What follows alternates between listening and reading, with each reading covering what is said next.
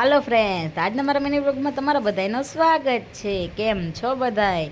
તો આપણે આવી ગયા છે એ જોબે. તો આપણે છે રિસેપ્શનની જોબ છે.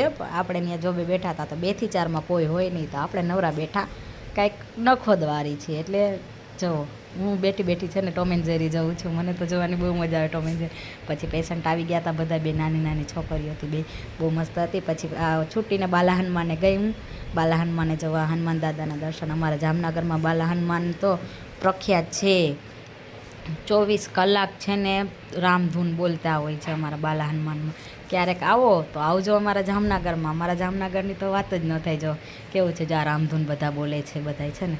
પછી અમે બધાય દર્શન કરી અને હવે આગળ આવી ગઈ છે શ્રીફળ વધેરવા જવા છે. શ્રીફળ પછી અહીં ચાંદલા કરીને જો અમારા બધા બાલા હનુમાન પબ્લિક તો જો બહુ જ હોય છે.